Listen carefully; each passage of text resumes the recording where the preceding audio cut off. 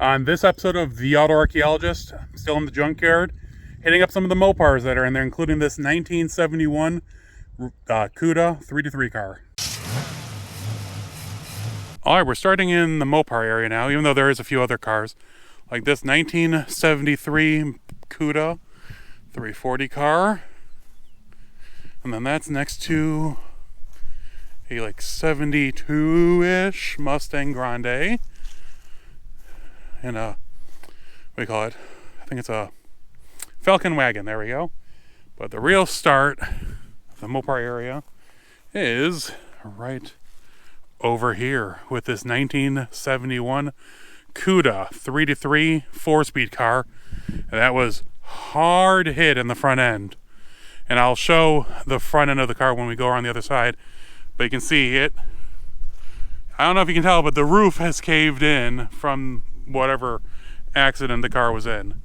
And it's sitting on I think it's a 58 Dodge. And does that mean it's a D, like a race D500? I haven't looked it up yet, but I'll put it in the note, or I'll put a thing that shows it. 74 Barracuda on top of a 72 Barracuda in corporate blue, or as they say, petty blue. Then there's two Chargers, both 72s, both extremely rough. Then we're moving on to a 1972 Plymouth Satellite.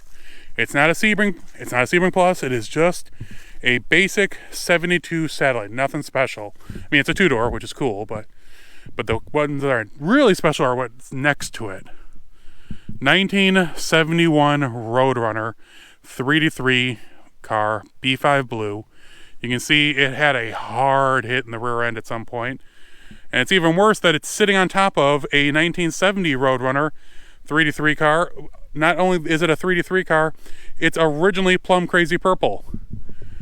I mean, it's one of my favorite colors, one of my favorite cars, and it's like, ugh. I mean, both of them. My first car was almost a 71 Roadrunner. Missed it by 1 week. But whatever hit this thing, hit it hard.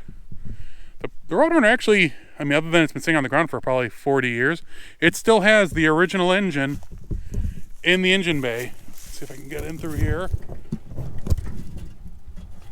There you go. But yeah, that is very sad.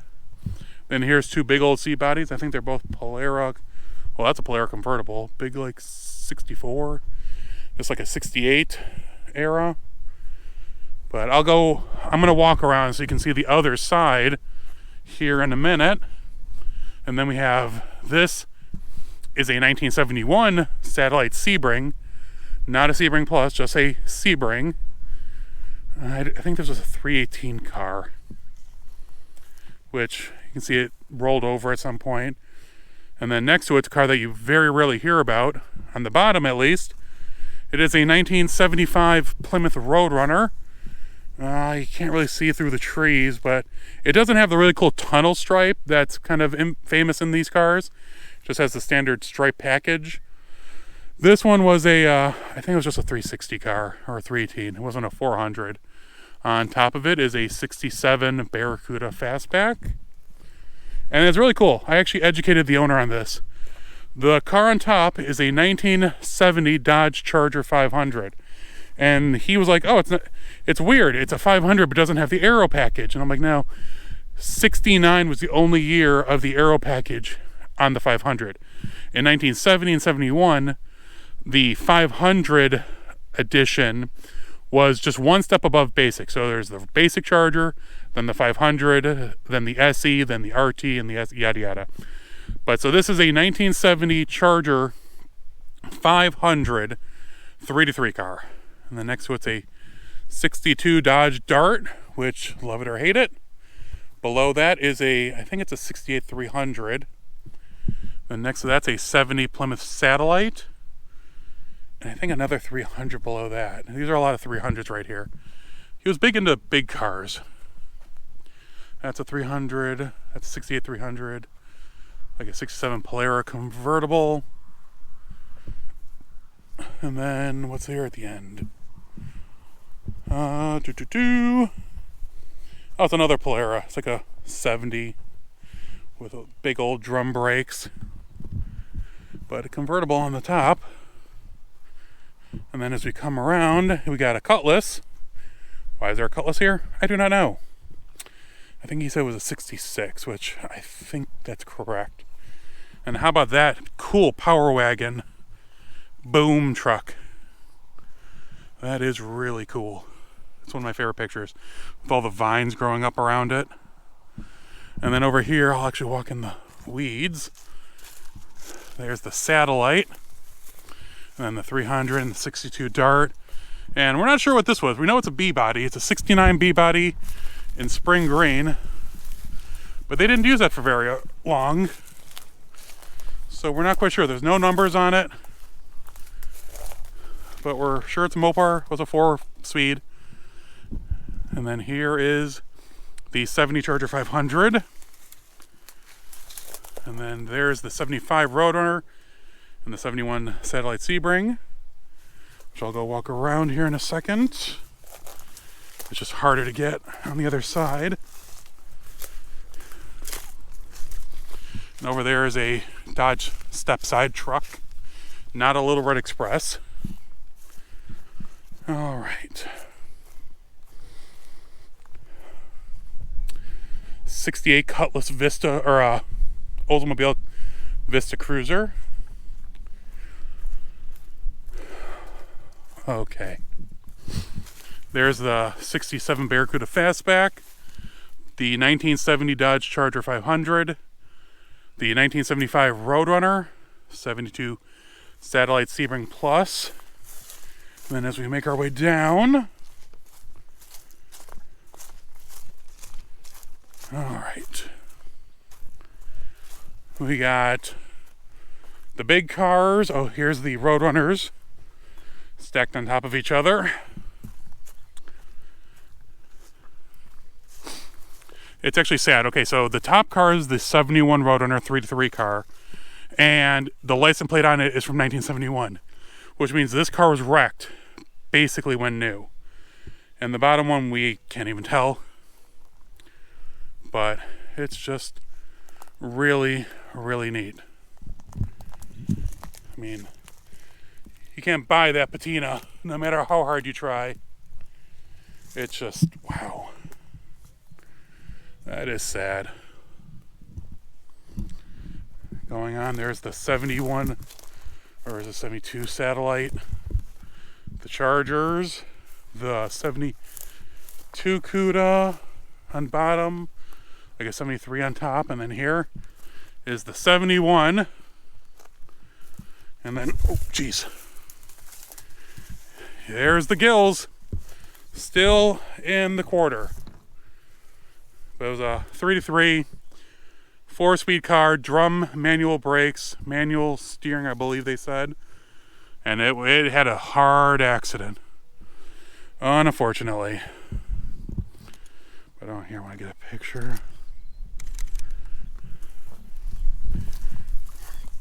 Let's see if I can get around and show the interior. All right, let's see.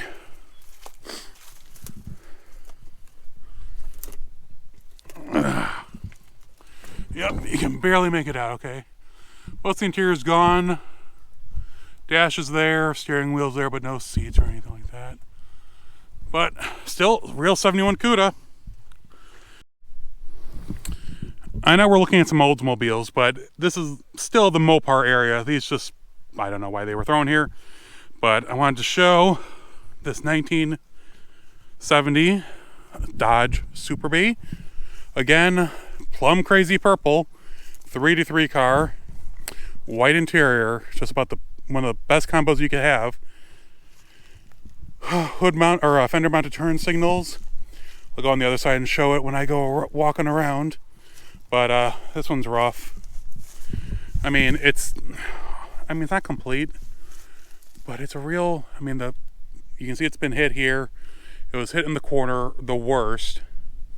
But like the grill's still there, the tail panel's still there. Since I've been here, you know that some people have taken some parts off of it. But it's like, oh, I love 70 Superbees so much. And then Here's another one of my favorite. I'll have C bodies, and this is I think it's a 69 Chrysler 300 two-door, which is great. Those two doors are so much fun. And then here's a Nova for some reason. And you can't see it, but on top here, that's a 70 Challenger. 318 car, nothing too crazy. But when I walk around, you'll see the front end a lot better. And then there's just some stuff. Nothing too crazy. Vans and garbage. There's like a 74 Chevelle wagon. Oh, I'm in the water again. Chevelle, or being an El Camino. But I'll walk around and show the rest in a second. Okay, I'm not going to focus on the vans or anything like that because they aren't, anything special. But there you can see the front end of the 70 Challenger. Still has the grill in it. And the grill looks about perfect. Even the one headlight surround is in good shape. There's a few exhaust manifolds here. But, oh man, that 70 Challenger. I could use some parts from that. And then we got the 300 and the poor Superbee. You'll be able to see a lot better the damage to the quarter panel. Either something fell on it or it was an accident, I'm not quite sure. Someone stole the B emblem off of it since I was here last. But someone put a drive shaft in the way. Ugh. There we go. That way I can get through and show you, ow, the B a little bit better because it has a C stripe right there. It's been here so long the trees are growing up around it, which is not good. But still, it still exists, which is a good thing. All right, onward. When I first arrived at this yard back in August of 2014, the owner was super kind and gave me the basic outline of what all was in the yard. I told him that I was really into the Mopars, and so he recommended from where the main office was to go all the way to the back. That's where the Mopars started. So if you look at it in this video, it seems like it is in the back of the yard. So in this series and in the previous series, we went from the front near the street back towards the Mopars. But originally I started at the back and moved my way forward, thinking that would be easier. And it was, because if I got tired, I was getting closer to my car. But the cars here were absolutely incredible. In my travels, I've seen, a handful of muscle cars here, a handful of muscle cars there. But the quantity and quality that the owner rescued was mind-boggling. Yes, unfortunately, many of them were, accident rescues. They were taken out of tow yards after serious problems like the 71 Cuda you see here, the Superbee. Everything had damage of one form or the other. But he had the forethought at least to protect them for the meantime. Because as you heard in previous interview selections, that he knew that these were special cars and they shouldn't be crushed. So yes, they are sitting in the yard. Yes, they've been sitting for probably 30 or 40 years in some cases, but at least they still exist. When he's ready, I have no doubt that he'll prepare the collection, as he's already been sorting and moving and trying to get the cars out of the swampy area, take them out of the, the worst of the worst and get them into dry land, hopefully level out some of the issues. But this was just one row of cars. The 71 Cuda, the Roadrunners, the Chargers, all just one row. And then the Superbee and the 300 were, one row over, as you saw in the drone footage. But these cars, while they weren't perfect and they weren't complete, they are good builders. Even the crushed Roadrunners, you can get new roofs for 70 Roadrunners, or you take the roof off of 70 Satellite, put it on the 70 Roadrunner. Yeah, they are major projects, but they don't make them anymore. I mean, yeah, they might be able to, make a new 69 Charger out of AMD sheet metal. And that 71 Cuda probably would be savable nowadays. it would be a really, really expensive thing to try to straighten that one out, but it is possible. So yeah, it's unfortunate that they are sitting in a junkyard, but I'm just happy that they exist and they allow me the opportunity to see a little moment in time, because more and more of these yards are closing every day. And I am happy to have been able to document this one as fully as the owner has allowed me to, because you never know. Hey everyone, hope you enjoyed that video from my friend's yard. How cool were all those Mopars? I mean, a 71 Cuda, guild fenders, the whole bit. And just to end up there, I mean, I understand that most of the cars were rescued from, tow yards and such after accidents. But still, that one really hurt, especially me being an e-body guy. And then the Road Runners, the Superbee, I mean the Charger, it was really surprising to walk the yard and see everything there. But at least it still exists, so I'm happy about that. And now we're getting into, I think there's 3 or 4 more Mopar videos, and then I'm actually going to do a video on my stuff, because I've been actually legitimately been working on stuff, including the green car. I've been working on my garage, or my rented garage. I've been working on the other side. As you can see behind me, I'll do some pictures and such. But I've added these 2 storage shelving units. I rearranged these. This used to be turned 90 degrees. It's all a flat wall of storage now from one side to the other, and I plan on using it, as you can see. This unit basically is stuff I'm going to sell for the most part, not the air cleaner lid, but everything here and here. And then everything else is 71 Challenger stuff, my 09 Challenger stuff. At the very end, this shelving unit is basically right there. It's all Hemi stuff, all my 426 Hemi, which, ooh, you can actually see. That right there is my 1970 426 Hemi out of my dad's Hemi Cuda. That's an ongoing issue, let's say. So not going to talk much more about that, but working through it, hopefully. That's a long story. And this is just one side. I'm not even done. I have stuff to hang hooks from here, and on the other side, I moved some of the long-term building stuff from this side to the other side, so I can actually use it. Like, I have this really nice bin full of all these old nuts and bolts. It was so heavy, I had it back here, but now it's going to be over there, so I can use it. So it's really coming together. Next week is supposed to be beautiful, low 80s, high 70s here in Chicagoland area. So I hope to get out here many more days, finish cleaning all this, start putting more stuff for the 71 together. I've been going through trim, and if you watch my social media, I found out I have 2 sets of interior pieces of trim, except for the trim on the front pillars. I only have 1 of those. I'm missing trim on the tail panel, the ones that go on in the corners of the quarter. But I have the middle. I just found, I'm legitimately working on right over here. Let me see if I can turn.